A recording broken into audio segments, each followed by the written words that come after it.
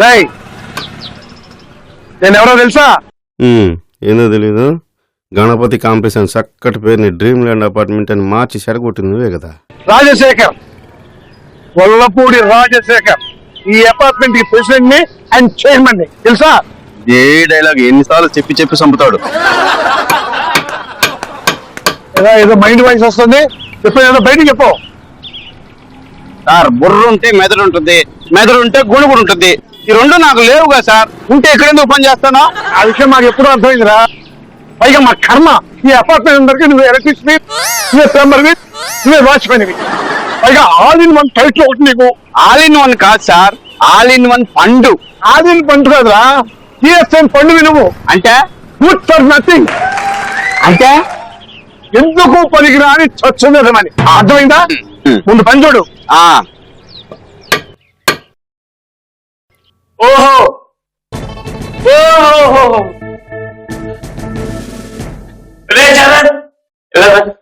ఏంటా ఈ రోజు చాలా ముఖ్యమైన రోజు. చాలా ముఖ్యమైన రోజా? ఏంటో అది? నేను చలనచిత్ర పరిశ్రమలో అడుగుపెట్టి నేటికి 42 సంవత్సరాలు అయిందన్నమాట. అంటే వార్షికోత్సవం అన్నమాట. అసలు వార్షికోత్సవం ఎందుకు చేసుకుంటారో తెలుసా? ఎందుకు చేసుకుంటారు? మనం జీవితంలో సాధించినంత 10 మంది పొగడడం కోసం చేసుకుంటారు కనుక ఈ రోజు ప్రత్యేకత నువ్వు విని తీరాలి. తాత, చిన్నప్పటి నుంచి చెప్తూనే ఉన్నావు కదా వాటి గురించి. అది ఇప్పుడు చిన్నప్పుడు విన్నావురా, కానీ ఇప్పుడు పెద్దవాడు కదా, నువ్వు విని తీరాలి, నేను చెప్పాలి. తాత, అవతల నాకు చాలా పనులు ఉన్నాయి తాత. అందుకని ముఖ్యమైన పని రాయింది నిలు. ఈ కిందకి ఇంకొంచెం కిందకి, అదే ఇంకా కొంచెం ఇది. ఆ మొహం చూస్తావేట్రా, ముందు పని చూడరా. బోర్డు కాదు, వీళ్ళు తగిలిస్తే బాగుండు గోడకి. దిగించి 4 రోజులు కాలేదు, అప్పుడే ఊడిపోతావు. పోటు కాలే కాబట్టి చెప్తావు. నన్నేం చేయమంటారా సార్? గోడలు వీక్ అయిపోయినాయి, బిల్డింగ్ కూడా మీలాగా బాగా ఓల్డ్ అయిపోయింది. ఏంట్రా ఓల్డ్ వీక్ అని పిచ్చి కొత్తకు వస్తున్నావు? This is Rajasekhar, 70 years still growing strong. ఇప్పుడు కట్టిన బిల్డింగ్ చూస్తున్నావు కదా, 2 నెలలు కూలిపోతున్నాయి. 40 years నుంచి ఈ అపార్ట్మెంట్ లో ఉంటున్నాను. ఎంత స్ట్రాంగ్ నీకు అర్థం కాలేదా? ముందు పని చూడరా, పని చూడు, అది చూడరా.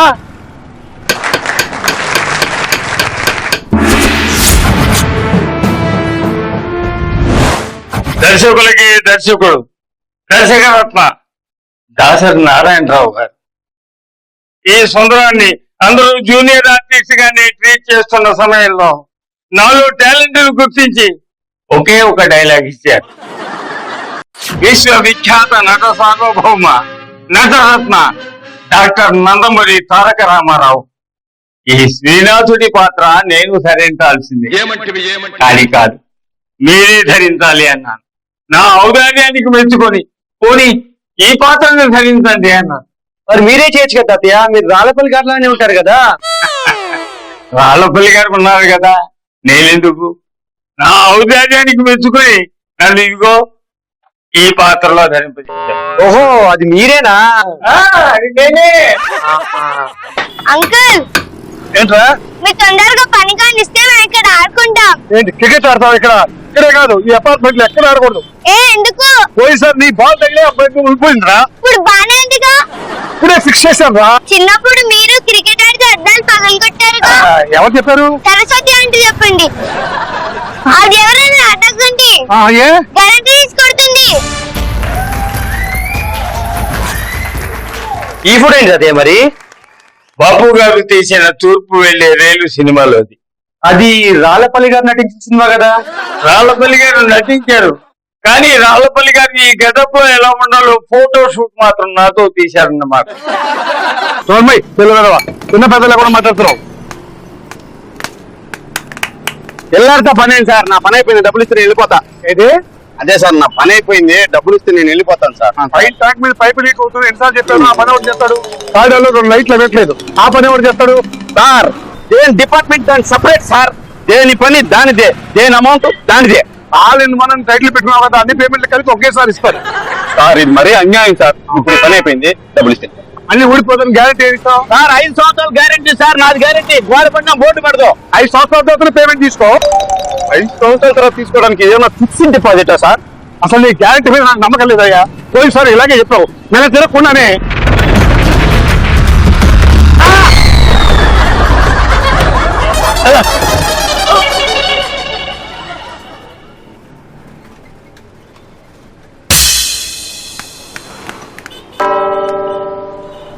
పని చేయించుకుని డబ్బులు ఎగ్గొడితే ఇలానే జరుగుద్ది. ఏంట్రా కూస్తున్నావు?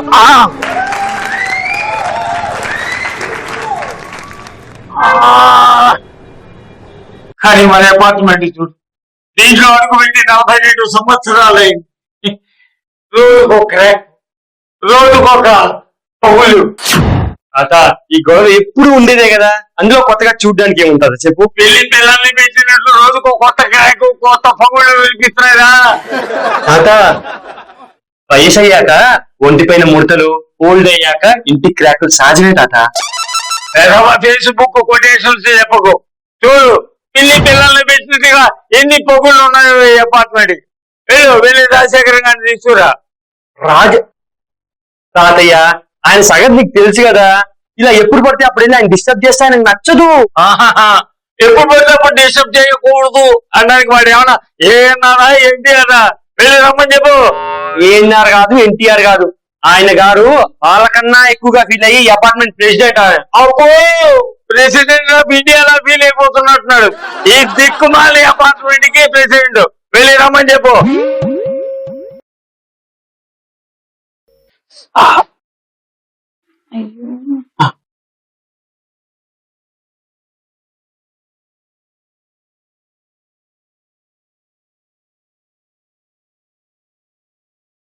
గట్టిగా నొక్కకు.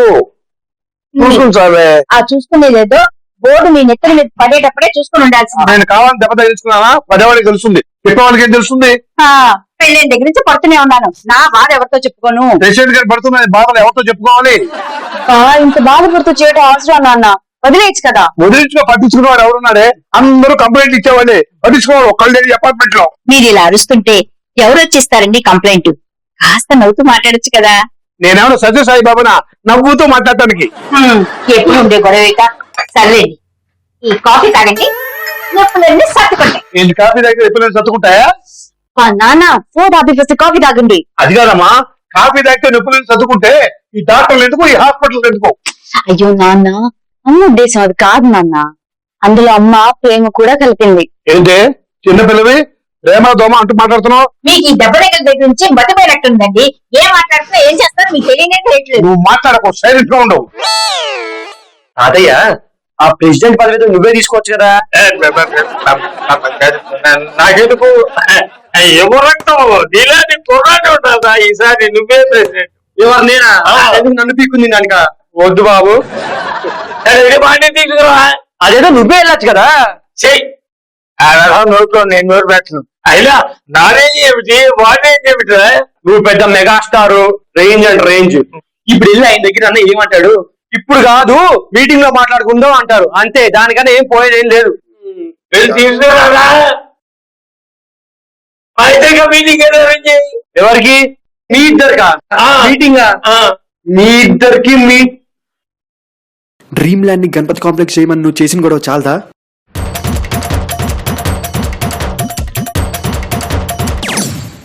అదే ఇవన్నీ వద్దు కానీ నేనే ఫోన్ చేసి మాట్లాడతానే. మీటింగ్ పెట్టడానికి మైక్ కావాలి కానీ ఫోన్ ఎందుకురా? కర్మరా బాబు, నేనే ఫోన్ చేసి మీటింగ్ ఎప్పుడో కనుక్కుంటానులే అంటున్నా. సరే వెళ్ళి తీసుకురా. వెళ్తానులే. వెళ్ళు. పెద్ద ప్రెసిడెంట్ వెళ్ళిపోతున్నాడు. ప్రెసిడెంట్ లాగా రాజశేఖరం.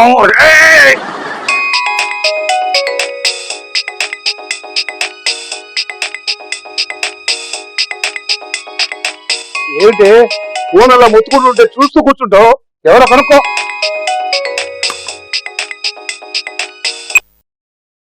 Hello hello Kaveri.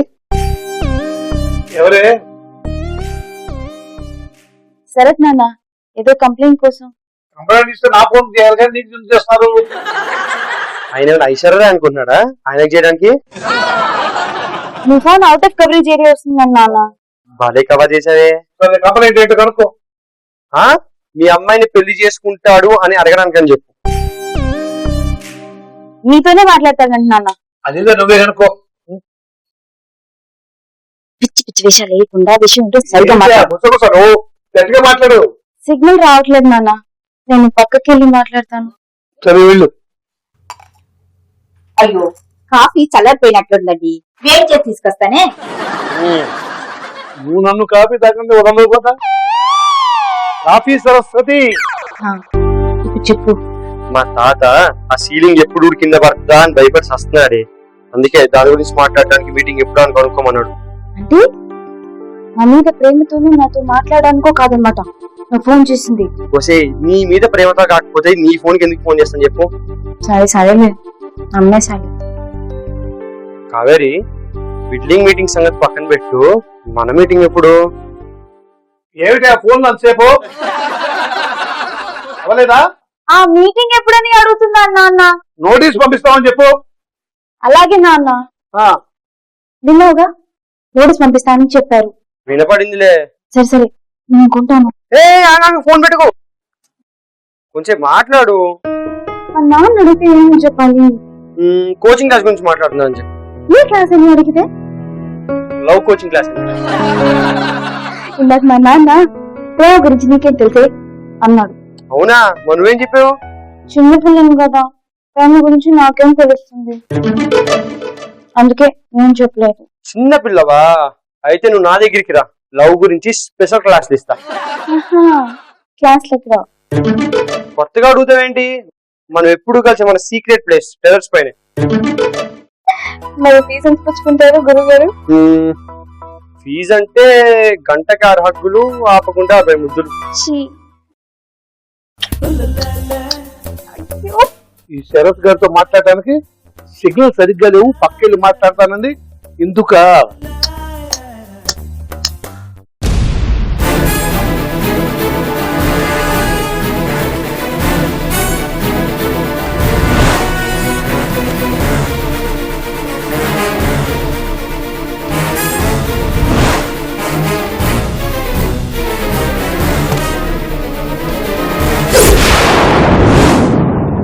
నాకొద్దండి. మొన్నే మా నాన్నగారు దగ్గరుండి క్లీన్ చేశారు. కాదు దగ్గరుండి క్లీన్ చేయించారు. వాడి యాక్షన్ కి మాట్లాడటానికి సింక్ అవ్వట్లేదు. ఓన్లీ అంటే అంతసేపు మాట్లాడుతున్నావు. సెప్టిక్ ట్యాంక్ క్లీన్ ఇవ్వాలంటున్నా. మన అపార్ట్మెంట్ ట్యాంక్ క్లీన్ చేయాలా, ఫెస్టివల్ ఆఫర్ ఉందని అడుగుతున్నారు. అవన్నీ ఏమక్కర్లేదు, ఫోన్ పెట్టాయి. మనీ మీ బాబు వచ్చాడా? వద్దని చెప్పినా వినట్లేదు డాడీ. మీరేమైనా మాట్లాడతారా? అవన్నీ ఏమక్కర్లేదని చెప్పు, ఫోన్ పెట్టాయి. అలాగే నాన్న. మా నాన్నగారు వద్దంటున్నారండి.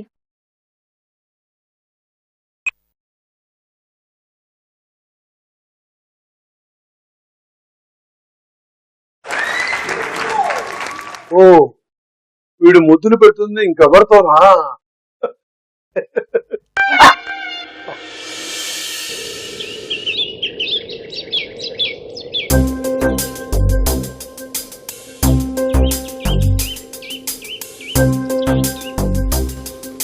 ఎక్కడికి వెళ్ళిపోయాడు? టైం అయిపోతుంది, నేను వెళ్ళిపోవాలి.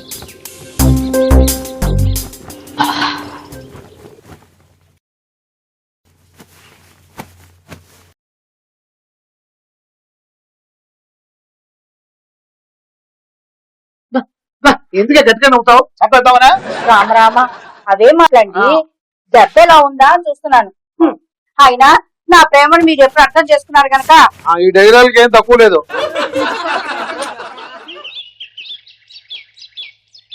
వావ్,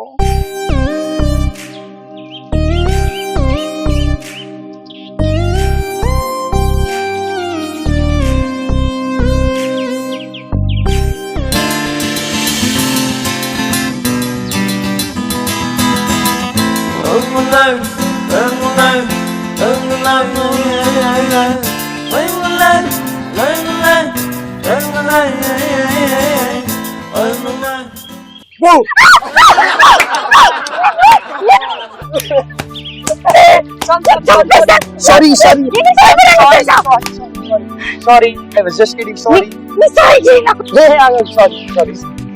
ఓకే కావాలంటే ఇప్పుడు నువ్వు నన్ను భయపెట్టు, నేను కూడా నీలాగే భయపడతా. ఏమండి, నేను ఒక మాట చెప్తాను వింటారా? గట్టిగా రోజు గట్టిగా మాట్లాడతాను చెప్తావు, అంతే కదా? అది కాదండి, ఒకసారి డాక్టర్ చూపించుకోవచ్చు కదా. ఏం అవసరం లేదే, ఎప్పుడో తగ్గిపోయింది. నేను ఎందుకు చెప్తున్నానంటే పక్క వీధిలో ఉన్న రంగనాథం గారి నెత్తిన కొబ్బరి బొండం పడిందంట. కొబ్బరి పండు పడిందా? పడితే మీలాగే డాక్టర్ దగ్గరికి వెళ్ళను అని మొండికేశాడంట. ఒంటికేస్తే బ్రెయిన్ డ్యామేజ్ అయి ఒకరికి ఇద్దరు కనిపిస్తారంట. అంటే నాకు కూడా రంగనాథం గారి గతి పడుతున్నట్టావా? అంటే ఒకళ్ళు ఇద్దరుగా కనపడటం. నాకేం తెలుసండి. రంగనాథం గారి గురించి తెలుసుకోవాలంటే మన శరత్ని అడగండి. శరత్కి దగ్గర బంధువే. ఓయ్ సారీ మా, సారీ సారీ సారీ సారీ. ఓయ్ సారీ. ఏ ఇక్కడ ఏదో చూడు, ఇక్కడ ఇక్కడ ఇక్కడ అక్కడ కంటిపోయింది చూడు చూడు, ఇక్కడ ఇక్కడ చూడు చూడు. బాగా కోపం ఎంత ముద్దొస్తావు తెలుసా? Sorry sorry sorry sorry sorry sorry sorry sorry sorry sorry.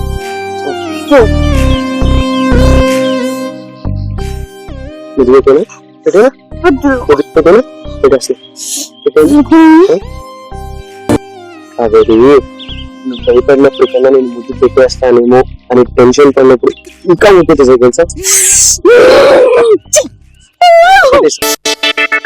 ఏమిటి నాకు ఇద్దరుగా కనపడుతుంది?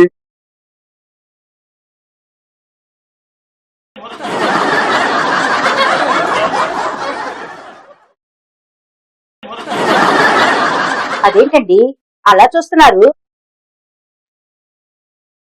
నువ్వేమిటి నాకు ఇద్దరుగా కనపడుతున్నావు? నీకు మొదలైందా ఇద్దరుగా కనిపించడం? అతను నా భ్రమే. ఓ హలో, ఎవరు? నువ్వా? ఏంటో చెప్పరా? అలాగా, చాలా సంతోషం రా, మంచి శుభార్త చెప్పావు. Thank you. ఏంటండి? కావేరి బ్యాంక్ ఎగ్జామినేషన్ రాసింది కదా, రాసానికి ఫోన్ చేశాడు. అలాగా, చాలా సంతోషం. ఈ విషయం కావేరికి చెప్పాలి. ఎక్కడుంది? పైన ఉందండి. పిలిపించు రబ్బా. సరే.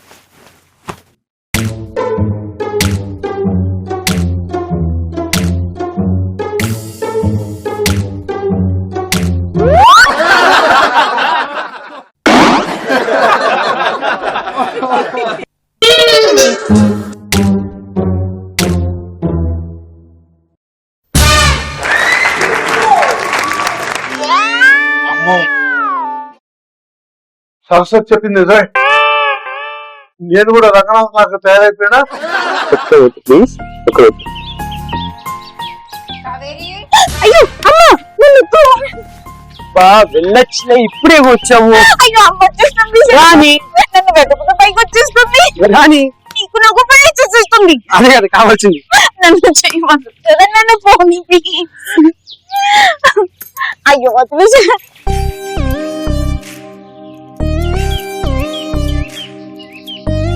వదలడానికి కాదు, పట్టుకుంది.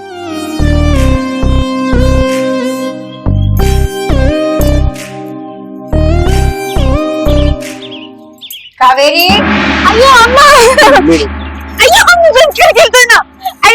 అయ్యో సరే, నేను ఇక్కడ పోను. మా అమ్మ వచ్చేస్తుంది. కావేరి. కావేరి.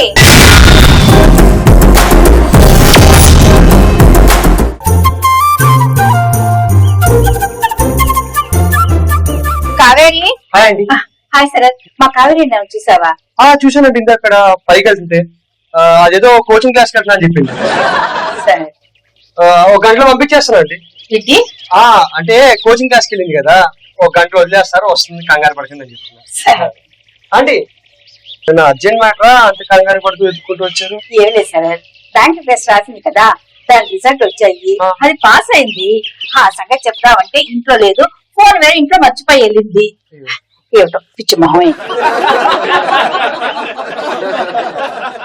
అంటే ఇప్పుడు కావేరి బ్యాంక్ ఎగ్జామ్ పాస్ అయిపోయినట్టే కదా, మరి నెక్స్ట్ పెళ్ళే కదా, అదేదో నాకే ఇచ్చేయచ్చు కదా అండి. ఎలాగో నిజం ప్రేమించుకుంటున్నావు, కావాలంటే తన్నే అడగండి. తను కోచింగ్ క్లాస్కి వెళ్ళానండి, ఇదిగో నా పక్కనే ఉంది చూడండి.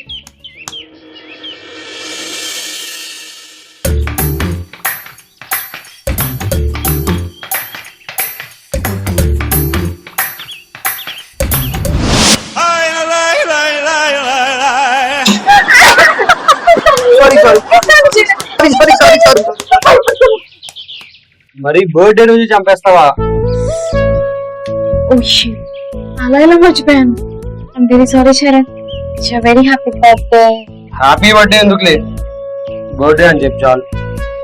హ్యాపీగా ఉంచు కదా, హ్యాపీ బర్త్డే చెప్పాలి. బర్త్డే బాయ్ హ్యాపీగా ఉంచడానికి ఏం చేయాలో చాలా ఉన్నాయి. ఏంటది?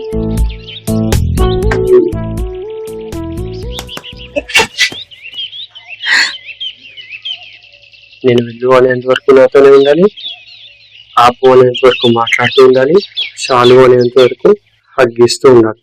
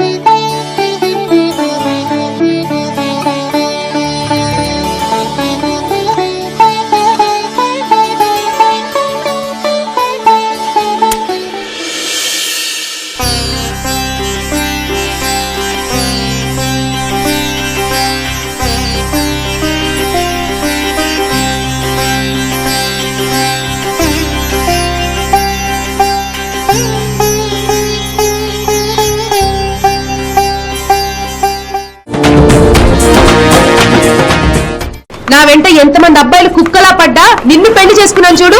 నాకు ఈ శాస్త్రి జరగాల్సిందే. నీ వెంట పడ్డ వాళ్ళ లిస్టు నాకు నరకేస్తా ఒక్కొక్క నా కొడుకుని. వాళ్ళని ఎందుకు నరకడం? లేకపోతే అంతమంది వెంటబడి ఒక్క నా కొడుకు కూడా నిన్ను పెళ్లి చేసుకోకుండా వదిలేపెట్టా కదా నేను చేసుకోవాల్సి వచ్చింది. అయినా నిన్ను కాదులే, మీ బాబు నానాలి. మధ్యలో మా నాన్న ఏం చేశాడు? ఇంకేం చేయాలి, నేను నాకు అంటికట్టాడు చాలదేంటి.